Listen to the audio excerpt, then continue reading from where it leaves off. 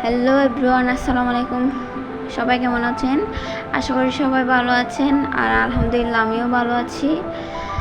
আজকে আমার প্রথম ব্লগে ভয়েস এডিট করা, জানি না সবাই কেমন লাগবে, তা ঠিকভাবে ভয়েস দিতে পারবো কি না তাও জানি না। হয়তো কিছু কিছু ক্ষেত্রে ভুলও হতে পারে, তো সবাই একটু সাহস দিবেন যাতে পরবর্তীতে ভালোভাবে দিতে পারি। তো সকালবেলা উঠে কি করব, হালকা নাস্তা করলাম। আর আরেকটা কথা, আমাদের নতুন বিয়ে হয়েছে মাত্র 2 মাস হলো, 2 মাসের কাছাকাছি। তো জানি না সংসার সম্বন্ধে কীরকম, আস্তে আস্তে আইডিয়া করে করে সব কিছু করবো। তাই একটু সবাই দোয়া করবেন আমাদের নতুন সংসারের, নতুন জীবনের, নতুন দাম্পত্য জীবনের জন্য। তো এটাই বলবো। তা আমি সকালবেলা উঠে বিছনাটা গুছিয়ে ফেললাম। আর আমার রাত্রেবেলা কাঁথা গায়ে না দিলে চলে না, আমার কাঁথা গায়ে দিলে তারপর আমার ঘুম আসে। আর জানলার পর্দাটা আপনাদের ভাইয়ে ভালোভাবে কিনতে জানে নাই, ছেলে মানুষে কি আর করবে। তা আমি চলে আসলাম রান্নাঘরে। আর রাত্রে কিছু থালা বাসন ছিল, আমার ভাসুরা ছিল, ভাসুরের জন্য কিছু রান্না করলাম। কারণ আমার আরেক ভাসুর বাহিরে চলে গেল, তো সেখান থেকে এখানে আছে, আমিও রান্না বান্না করলাম কিছু। তো রাত্রে খাইতে খাইতে অনেক দেরি হয়ে গেছে, তার থালা বাসনগুলো ধোয়া হয় নাই। সে কারণে আমি বলি সকালবেলা উঠে কি আর করবো, সকালবেলা ধোবো। তা আমি ধুয়ে নিচ্ছি আস্তে আস্তে একে একে। আর কালকে কিছু ধোয়া ছিল, ওগুলো রেখে দিব। আর সবার একটাই অনুরোধ, ভিডিওটা পুরোপুরিভাবে দেখবেন, কেউ স্কিপ করবেন না। তা আশা করি এটাই সবার কাছে অনুরোধ রইল। আমার নতুন সংসারের এখনো ভালোভাবে কিছু কিনতে পারি নাই।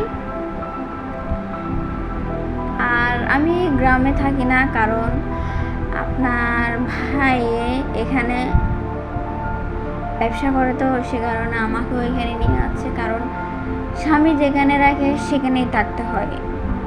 যখন গ্রামে যাব তখন দেখা যাবে। আর এখন স্বামী যখন এখানে আছে, তো আমার থেকেও এখানে থাকতে হবে। তো সে কারণে এটাই আমার বাসা।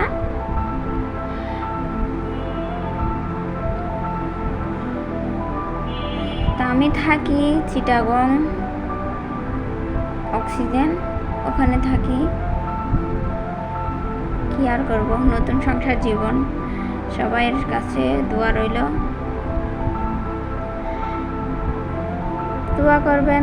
জানি না ভিডিওটা কেমন লাগবে সবার। তো আমি সব কিছু পরিষ্কার করে নিয়েছি, এখন আমি রেখে দিচ্ছি জায়গা মতো।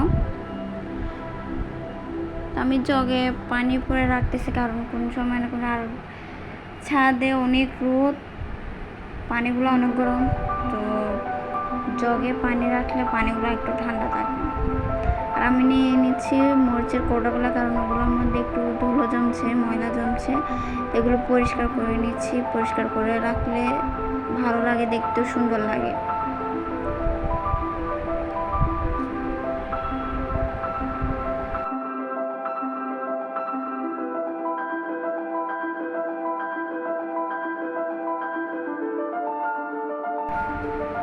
আর নিচে পানি পড়ছিল, পানিগুলো মুছে নিচ্ছি, কারণ না মুছলে ওগুলা ভিজা ভিজা হয়ে থাকে, ময়লা আরও জমে থাকে ওগুলোর মধ্যে।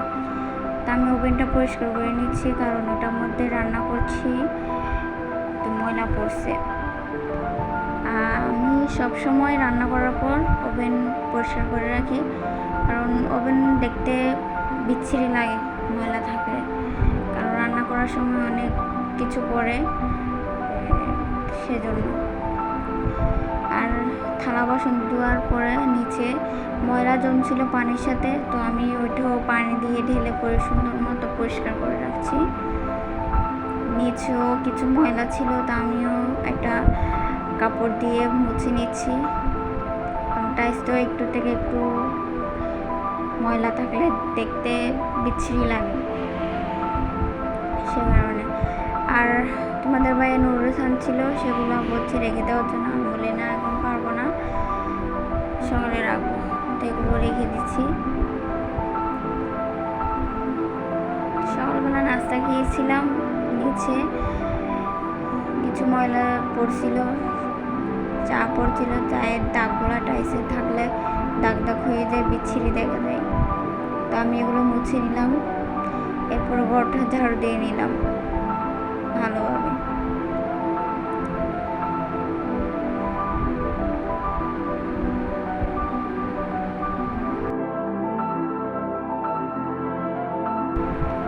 আর ওইদিকে কিছু এলোমেলো ছিল, চার্জারের কর্ড ছিল, ওগুলো সুন্দর করে রেখে দিচ্ছি। এখন আমি যাচ্ছি ছাদে, কারণ কিছু কাপড় ধোয়া ছিল, শুকাতে দিয়ে নেই, এগুলো শুকাতে দিতে ছাদে গিয়েছি।